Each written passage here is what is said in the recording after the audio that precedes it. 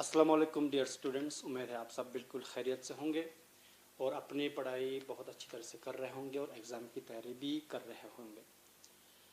बच्चों, इससे पहले हमने जेनेटिक मटेरियल की सर्च करने के लिए जो एक्सपेरिमेंट्स किए गए उनमें से हमने 2 एक्सपेरिमेंट्स अब तक डिस्कस कर चुके हैं। पहला एक्सपेरिमेंट था फ्रेडरिक ग्रिफिथ का, जो 1928 में किया गया। वहाँ से पता चला कि जो स्ट्रेप्टोकोकस निमोनी रफ स्ट्रेन को स्मूथ स्ट्रेन में ट्रांसफॉर्म करने के लिए एक सबस्टेंस रिस्पॉन्सिबल है, जिसको ग्रिफिथ ने कहा ट्रांसफॉर्मिंग प्रिंसिपल। उस ट्रांसफॉर्मिंग प्रिंसिपल की केमिकल नेचर मालूम करने के लिए उन्हीं के काम को आगे कंटिन्यू किया। 3 और साइंटिस्ट ने, ऑसवाल्ड एवरी, मैकलियोड और मैकार्टी ने 1944 में उनका रिपोर्ट आ गया फाइनल। उस रिपोर्ट से ये बात निकल के सामने आई उनकी एक्सपेरिमेंट से कि जो ट्रांसफॉर्मिंग प्रिंसिपल जिसकी ग्रिफिथ बात कर रहा था वो आखिर क्या है, डीएनए है।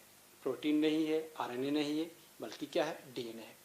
ठीक, अब इसी बात को कि डीएनए ही ट्रांसफॉर्मिंग प्रिंसिपल है, डीएनए ही जेनेटिक मटेरियल है, इस बात को साबित सही तरीके से अनइक्विवोकली जो है ये प्रूफ करने के लिए लास्ट में एक और एक्सपेरिमेंट किया जाता है बच्चों। ठीक, और उस एक्सपेरिमेंट की फाइनल रिपोर्ट आती है 1952 में। कौन से लोग इसमें रेस्पॉन्सिबल है या इस काम में जुटा हुआ है, जो तीसरा एक्सपेरिमेंट जिसकी हम आज बात करने वाले हैं वो थे बच्चों Hershey and chase. Hershey and chase 1952 में ये पब्लिश होती है, इनकी ये फाइंडिंग्स। हर्शे और चेज ने काम किया, या जो ऑर्गेनिज्म इन्होंने अपने एक्सपेरिमेंट में यूज़ किया वो ऑर्गेनिजम्स थे बच्चों। एक बैक्टीरियोफाज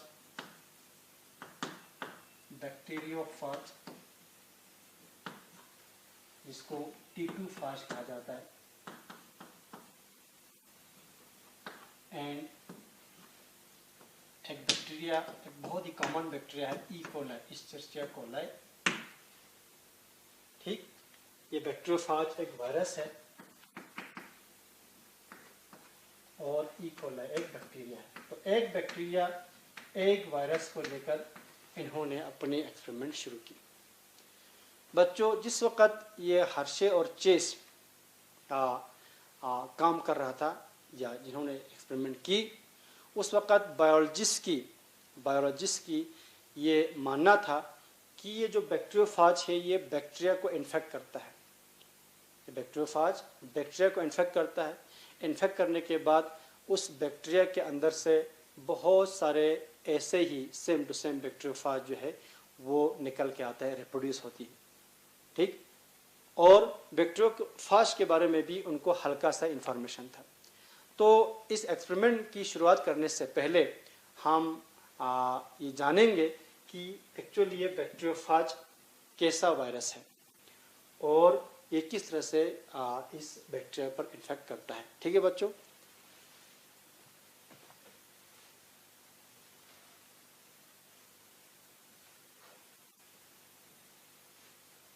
ये जो T2 फेज है ये वायरस का एक जीनस है, टिक्वेट्रो वायरस, उस जीनस से बिलोंग करता है, इसलिए इसको T2 फेज कहा जाता है। अगर हम इसके स्ट्रक्चर पर थोड़ा सा नज़र मारेंगे, उसका स्ट्रक्चर इस तरह से होता है।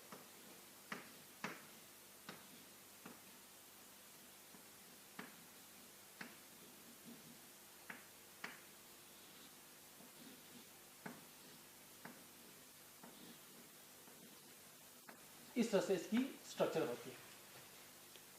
तो इस वायरस की 2 मेन कंपोनेंट है बच्चों। एक इसका बाहर ये जो कोट है, ये प्रोटीन कोड है, सिर्फ प्रोटीन का बना होता है। ये प्रोटीन कोड है, प्रोटीन कोड। ठीक, और इस प्रोटीन कोड के अंदर इसका जेनेटिक मटेरियल है वो है डीएनए, डबल स्ट्रैंडेड डीएनए है। इसका डीएनए है।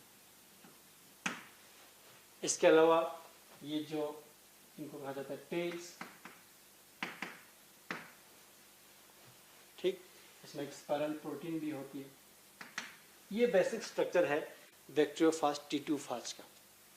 दो कंपोनेंट्स है, आप ये आप समझना ज़रूरी है। इसके बाहर एक प्रोटीन कोड है जो सिर्फ प्रोटीन का बना हुआ है, और इसके अंदर एक जेनेटिक मटेरियल है, उसका डीएनए। बस इसी दो से ये बना है, ठीक। तो जब हर्शे एंड चेस काम कर रहा था उस वक्त बायोलॉजिस्ट की, मैंने पहले कहा कि उनका ये मानना था कि ये बैक्टीरियोफाज जो है ये बैक्टीरिया को इन्फेक्ट करता है और बैक्टीरिया में ही ये रिप्रोड्यूस करता है। बैक्टीरिया में इन्फेक्ट करने के बाद बैक्टीरिया से बैक्टीरियल सेल में ये घुस जाता है। घुसने के बाद वहाँ से बहुत सारे same to same similar bacteriophage जो है वो निकल के आता है। ठीक है बच्चों, ओके। तो हर्शे एंड चेस ये मालूम करना चाह रहा था कि वो कौन सी चीज़ है जो बैक्टीरियोफाज से बैक्टीरिया सेल में चला जाता है और बैक्टीरियल सेल में बहुत सारे सेम टू सेम बैक्टीरियोफाज यानी वायरस की बनाने में रिस्पॉन्सिबल है। उसके लिए ये कंफर्म करने के लिए उन्होंने क्या किया, इस बैक्टीरियोफाज को, ठीक, जो इन्फेक्ट करता है ई-कोलाई पे, ई-कोलाई बैक्टीरिया जिस पर इन्फेक्ट करता है, ई-कोलाई को कल्चर किया बच्चों उन्होंने दो किस्म के मीडिया में।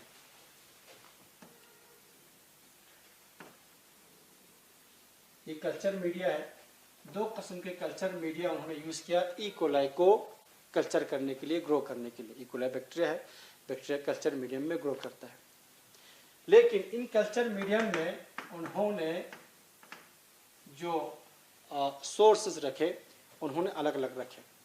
एक बात बता दूं आपको, ये बहुत ज़रूरी है आपको बताना बच्चों, कि ये अगर मालूम करना हो कि दो ही तो कंपोनेंट है वायरस के, इस बैक्टीरियोफाज के, एक डीएनए एक प्रोटीन है।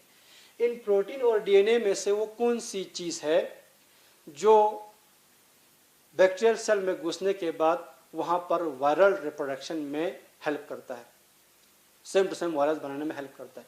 दो ही तो कंपोनेंट है, या डीएनए या प्रोटीन। उनको मालूम करने की इनमें से कौन सा रिस्पॉन्सिबल है। तो एक चीज़ ऐसा होना चाहिए जो इन दोनों को डिफ्रेंशिएट कर सके। इसलिए उन्होंने सोचा कि एक रेडियो आइसोटोप्स यूज़ किया जाए। बच्चों, एक एलिमेंट है जो सिर्फ प्रोटीन में पाया जाता है, एक एलिमेंट ऐसा है जो डीएनए में पाया जाता है। उन्होंने उन दो एलिमेंट्स को आइडेंटिफाई किया। वो है बच्चों सल्फर और फास्फोरस। सल्फर और फास्फोरस। सल्फर एक ऐसा एलिमेंट है जो सिर्फ और सिर्फ प्रोटीन में पाया जाता है, और फास्फोरस एक ऐसा एलिमेंट है जो सिर्फ और सिर्फ डीएनए में पाया जाता है। आगे डीएनए के स्ट्रक्चर हम पढ़ने वाले हैं बच्चों, वहाँ पता चलेगा आपको कि फास्फोरस एक इम्पोर्टेंट कंपोनेंट है डीएनए का। तो सल्फर और फास्फोरस को उन्होंने चुना क्योंकि सल्फर सिर्फ और सिर्फ प्रोटीन में पाया जाता है और फास्फोरस सिर्फ डीएनए में पाया जाता है। इन दोनों एलिमेंट्स को उन्होंने चुना। ठीक है बच्चों, अब चुन तो लिया, लेकिन पता कैसे चले कि ये सल्फर और फास्फोरस की जो है वो फॉलो कैसे करेंगे उनकी मूवमेंट को। इसलिए उन्होंने एक रेडियो एक्टिव आइसोटोप्स लिया इन दो एलिमेंट्स का। ठीक है बच्चों, तो फास्फोरस का उन्होंने आइसोटोप लिया P32 और सल्फर का उन्होंने आइसोटोप लिया P35। सल्फर और फास्फोरस के बच्चों आपको बता दूं कि 20 से ज़्यादा आइसोटोप्स हैं, उनमें ये रेडियो एक्टिव आइसोटोप्स हैं। रेडियो एक्टिव आइसोटोप्स ट्रेसिंग करने के लिए होते हैं, फॉलो करने के लिए होता है कि ये एलिमेंट्स कहाँ कहाँ पहुँचा, किस किस सेल में है, ये मालूम करने के लिए रेडियो आइसोटोप्स की इस्तेमाल किया जाता है, ट्रेस करने के लिए, फॉलो करने के लिए कि ये कहाँ कहाँ किस सेल में है। क्योंकि रेडियो एक्टिव एलिमेंट जो है वो रेस ऑटोमेटिकली, ठीक, स्पॉन्टेनियसली रेस इमिट करता है और उस रेस की इमिशन को हम डिटेक्ट कर सकते हैं। ठीक है बच्चों, तो ये डिटेक्टर के तौर पर इस्तेमाल करते हैं, ट्रेसर के तौर पर इस्तेमाल करते हैं रेडियो एक्टिव आइसोटोप्स। ठीक है बच्चों, तो क्या किया उन्होंने, दो कल्चर प्लेट्स उन्होंने लिए ई कोलाई को ग्रो करने के लिए। एक कल्चर प्लेट में उन्होंने रखा P32 आइसोटोप, बाकी भी इनमें कल्चर मीडियम में जो भी रिक्वायरमेंट्स है वो रखे, लेकिन साथ साथ में इनमें फास्फोरस रखा P32। और दूसरे कल्चर प्लेट में उन्होंने रखा S35 वाला आइसोटोप। ठीक, इनमें आपको मालूम है इसमें बैक्टीरिया है। इस कल्चर प्लेट में क्या है? ई कोलाई है, ई कोलाई, इनमें भी ई कोलाई है। ठीक, तो इन ई कोलाई के साथ मिक्स किया बैक्टीरियोफाज को, इस वायरस को डाला गया इन कल्चर प्लेट्स में ताकि ये इन ई कोलाई बैक्टीरिया को इन्फेक्ट कर सके। तो किया इन्फेक्ट, ई कोलाई डाला गया, प्लस यहाँ लिखता हूँ मैं बैक्टीरियोफाज भी इनमें ऐड किया, या T2 फाज सिंपल लिखता हूँ मैं, T2 फाज भी इसने ऐड किया, इसने भी T2 फाज ऐड किया। ई कोलाई इसमें ऑलरेडी है, उन ई कोलाई पे T2 फाज ऐड किया। इन T2 फाज ने क्या किया? बैक्टीरियोफाज ने उन बैक्टीरियल सेल को इन्फेक्ट किया।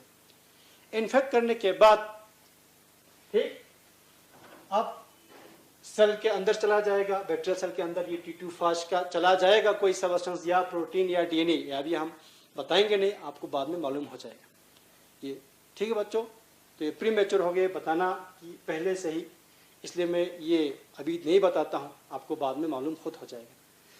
तो कोई सबस्टेंस गया इन T फेज से, T2 फेज से बैक्टीरियल सेल में, ठीक, तो बैक्टीरियल सेल में जाने के बाद उस सबस्टेंस की वजह से बहुत सारे बैक्टीरियोफाज नया बनने लगे। जो न्यू बैक्टीरियोफाज यहाँ बनेगा, न्यू फेज यहाँ इन ई कोलाई सेल में बनेगा बच्चों, उनके प्रोटीन्स और उनके डीएनए बनने के लिए जो रिसोर्सेज इस्तेमाल होंगे उनमें ये P और S भी हैं। यानी कहने का मतलब ये है, इस कल्चर प्लेट में, इस ई कोलाई में, जो इस कल्चर प्लेट में है, उसके अंदर जो T2 फाज घुस गया, T2 फाज का जो मटेरियल घुस गया, ठीक है, उसकी वजह से जो नया फेज बनेगा, उस नए फेज में, उस नए फेज की डीएनए में P32 आएगा, क्योंकि फॉस्फेट जो है, फास्फोरस जो है वो डीएनए में आएगा। तो नए बनने वाले फेज में, नए बनने वाले फेज की डीएनए में यहाँ P32 आएगा। तो यहाँ लिखता हूं मैं, जो बैक्टीरियोफाज यहाँ बनेगा, रिप्रोड्यूस होगा इस बैक्टीरियल सेल से, ठीक है, उसकी डीएनए में, मैं मार्क करता हूं उसको, उसकी डीएनए में P32 वाला रेडियो आइसोटोप आ चुका होगा, आ जाएंगे। ठीक है, सिमिलरली इस कल्चर प्लेट में जो ई कोलाई ग्रो कर रहा है, उस पर जो T2 फेज ने इन्फेक्ट किया, उस इन्फेक्शन की वजह से बहुत सारे नए T2 फेज यहाँ इस ई कोलाई बैक्टीरिया में बनेंगे, बैक्टीरियल सेल में। ठीक है, तो उस फेज में क्या होगा? उस फेज की प्रोटीन में ये सल्फर आ जाएंगे, प्रोटीन में, डीएनए में कुछ नहीं होगा, प्रोटीन में होंगे S35। क्यों? ये प्रोटीन नया बन रहा है उस बैक्टीरियल सेल में।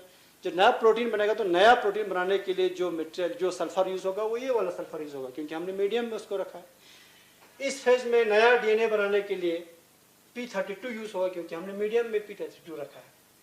अब क्या होगा? ये जो नया फेज बने यहाँ पर, ये लेबल्ड हो गए, इस पर लेबल चढ़ गया, इसकी प्रोटीन पर S35 की लेबल चढ़ गया, इसकी डीएनए में S32 की लेबल चढ़ गई। अब these bacteriophages, these T2 phages are now labeled. ठीक, here the DNA is labeled with P32, here the protein is labeled with S35. Next क्या किया बच्चों? नेक्स्ट इन बैक्टीरियोफाज से जो लेबल्ड है, अब इनसे और इन्फेक्शन करवाया न्यू ई कोलाई सेल पर, नए ई कोलाई सेल पर और इन्फेक्शन करवाए। अब नया कल्चर प्लेट है, नया कल्चर प्लेट है। इस कल्चर प्लेट में दिखाता हूं बच्चों, ये बैक्टीरियल सेल है, बैक्टीरियल सेल ग्रो किया, new fresh E coli cells यहां पर है, ये ई कोलाई सेल्स है, bacterial cells, E coli cells, infection करवाए। तो जब बैक्टीरियल सेल पे बैक्टीरियोफाज इन्फेक्शन करता है, पहले ये अपनी टेल्स के जरिए क्या होती है, इस ई कोलाई की सेल वॉल के साथ अटैच होती है। ठीक है, अटैच होने के बाद ये अपना मटेरियल जो है कहाँ, इस बैक्टीरियल सेल में डाल देता है, इंसर्ट करता है। ठीक है बच्चों, इस बार इसकी इन्फेक्शन हो गई, इन लेबर्ड बैक्टीरियोफेज की इन्फेक्शन हो गई। जो ये इन्फेक्शन हो गया, इन्फेक्टेड हो गया, इन्फेक्शन करने के बाद क्या किया कि ये जो बैक्टीरियल सेल जिन पर अटैच है ये लेबर्ड बैक्टीरियोफेज, इन्फेक्शन के ठीक बाद इनको ब्लेंडर में होमोजेनाइज किया गया। ठीक, मैं इसको मिटाता हूं बच्चों। इनको क्या किया गया, इनको क्या किया, होमोजेनाइज, इसमें या हम कहते हैं इसको एजिटेट किया, इनको हिलाया गया, एजिटेट किया गया ब्लेंडर में, एजिटेटेड इन ब्लेंडर। ब्लेंडर तो आप कॉमनली घर में यूज करते हैं जूस बनाने के लिए, ठीक है, वैसा एक जूसर जैसा एक ब्लेंडर होती है, उसमें ये बैक्टीरियल सेल जिन पर फेज की इन्फेक्शन कर चुका है, फेज अटैच है, उनको इसमें ब्लेंडर में एजिटेट किया गया। तो एजिटेट करने से क्या होता है बच्चों, ये वायरस जो है, जो बैक्टीरियोफेज है, वो इनसे अलग हो गए, वो इनसे अलग हो जाते। इनको अलग करने के लिए एजिटेट किया गया, हिलाया गया है, ताकि ये जो फेज है जो बैक्टीरियल सेल के सरफेस पर अटैच है, उनको क्या करें, उनको हटाएं इनसे। जब हटने के बाद उनको किया सेंट्रीफ्यूज, सेंट्रीफ्यूज किया गया। सेंट्रीफ्यूगेशन एक और टेक्निक है जो सबस्टेंस को सेपरेट करने के लिए किया जाता है, और सेंट्रीफ्यूगेशन के दौरान सबस्टेंस सेपरेट होते हैं on the basis of their density, size वगैरह के बेस पर। ठीक है बच्चों, साइज डेंसिटी के बेस पर जो है सेपरेट होती है सबस्टेंस सेंट्रीफ्यूगेशन टेक्निक के दौरान, घुमाया जाता है उस सबस्टेंस को। तो इन दोनों को, इनसे इनको और इनको, ये इकोलाई सेल जिन पर इन्होंने इन्फेक्शन किया है, ये बैक्टीरियल सेल पर जिन इस किस्म का लेबरेट वाला बैक्टीरियोफेज इन्फेक्शन किया, अलग अलग उनको सेंट्रीफ्यूज किया गया। तो सेंट्रीफ्यूज करने के बाद क्या होता है बच्चों, ये सेंट्रीफ्यूज ट्यूब होता है, सेंट्रीफ्यूज ट्यूब में वो सबस्टेंस जिसकी डेंसिटी साइज ज़्यादा हो वो नीचे जल्दी सेडिमेंट होती है। तो कुछ सेडिमेंट होता है, कुछ सेडिमेंट नहीं होता। तो यहाँ पर दो पार्ट बनता है सेंट्रीफ्यूज ट्यूब में, सेंट्रीफ्यूज ट्यूब में दो पार्ट बनती है। ये सेंट्रीफ्यूज ट्यूब है, इनमें दो पार्ट बनती है। आफ्टर सेंट्रीफ्यूगेशन उस सबस्टेंस की दो पार्ट बनते हैं। कुछ जिसकी साइज डेंसिटी ज़्यादा हो वो नीचे सेडिमेंट होती है, उस सेडिमेंट होने वाले पार्ट को हम कहते हैं बच्चों पेलेट। क्या कहते हैं, पेलेट कहते हैं, पेलेट। और जो अभी सेडिमेंट नहीं हुआ और घुमाने से हो सकता है, इसको कहते हैं हम बच्चों सुपरनेटेंट, सुपरनेटेंट, पेलेट और सुपरनेटेंट। तो पेलेट और सुपरनेटेंट दोनों सेंट्रीफ्यूज बनेगा। देखो ये इसका है, अब मैं नंबरिंग करता हूं क्योंकि ये एक करता हूं, ये एक, ठीक है। तो ये पहला, सॉरी ये दूसरा, ये पहला, ये दूसरा नहीं, ये इस पहले वाले कल्चर प्लेट से आने वाली प्लेट है, ये दूसरे से आने वाली प्लेट है। मैं थोड़ा सा फिर से दोहराता हूँ आपको कि वो इकोलाई सेल जिन पर इन बैक्टीरियोफेज ने इन्फेक्शन किया है, जस्ट आफ्टर इन्फेक्शन उनको एजिटेट किया गया ताकि इन इकोलाई सेल से ये फाज जो है वो अलग हो जाए। तो जो अलग होता है उसको हम कहते हैं बच्चों गोस्ट, क्योंकि जो मटेरियल इंसर्ट करना था वो इसमें आ चुका है, जो बाकी बचा है वायरस का हिस्सा उसको हम गोस्ट कहते हैं। तो वो गोस्ट मौजूद होता है बच्चों इस सुपरनेटेंट में, जो वायरल गोस्ट वो मौजूद होता है सुपरनेटेंट में, इसमें वायरल गोस्ट मौजूद है, ठीक। लेकिन जो बैक्टीरियल सेल है, आपको मालूम है bacterial cell are much larger than virus से काफ़ी बड़ा होता है।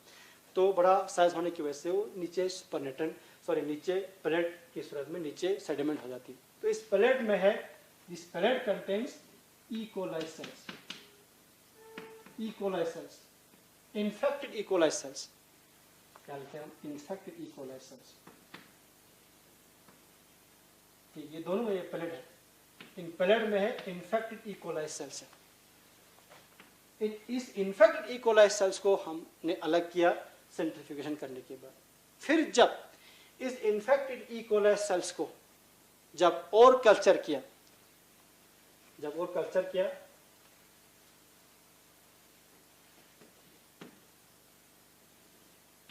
इन इकोलाई सेल्स को, लिखता हूं मैं इकोलाई सेल्स,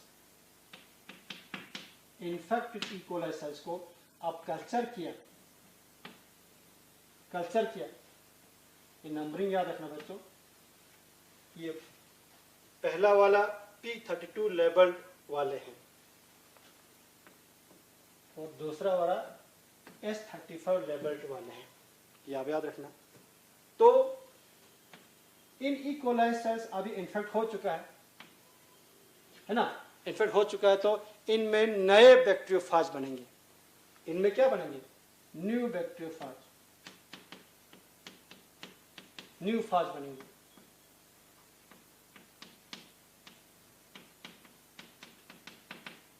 जो रिप्रोड्यूस हो गया इनसे और इनसे, इससे ये बना है और इससे ये बना है। इन बैक्टीरियल सेल में न्यू, यहां लिखता हूं मैं, न्यू फाज T2 फेजेस है, T2 फेजेस। ठीक है, जब इन न्यू T2 फेजेस में देखा गया रेडियो एक्टिविटी, अब देखा गया इनमें से किस में जो है रेडियो एक्टिविटी आ गया, तो देखा बच्चों जो पहले कल्चर प्लेट में जो पहला नंबरिंग है, इनमें जो T2 फास्ट मिला, इन T2 फास्ट में रेडियो एक्टिविटी नजर आया, रेडियो एक्टिविटी नजर आया। आपको याद है कि ये T2 फास्ट कौन सा T2 फास्ट है? जिनमें हमने P32 लेबल किया था। P32 लेबल करने वाली बैक्टीरियोफाज की प्रोजेनीज, उसके बच्चे नजर आ गए हमको इस कल्चर प्लेट में। ठीक, लेकिन दूसरे कल्चर प्लेट में जिनमें जो इकोलाई सेल्स है उनमें प्रोजेनीज है, बच्चे हैं, किनके? उन बैक्टीरियोफाज की, उन T2 फेज की जिनमें S35 लेबल किया था, जिनको उन फेजेस में कोई रेडियो एक्टिविटी नजर नहीं आया, नो रेडियो एक्टिविटी। ठीक, तो रेडियो एक्टिविटी किस में नजर आया? सिर्फ उन फाजिस में, उन फाजिस की प्रोजेनीज में, उन फाजिस के बच्चों में जिनको लेबल किया था P32 को। लेकिन कुछ वायरसेस में RNA जेनेटिक मटेरियल है, मोस्ट ऑफ द ऑर्गेनिज्म में DNA जेनेटिक मटेरियल है। होप आपको ये समझ आ गया होगा इन 3 एक्सपेरिमेंट से। ठीक है बच्चों, कि ये जेनेटिक मटेरियल जो है वो DNA है। आगे इसी DNA पे हम बात करेंगे, स्ट्रक्चर ऑफ DNA हमारा नेक्स्ट लेक्चर होगा।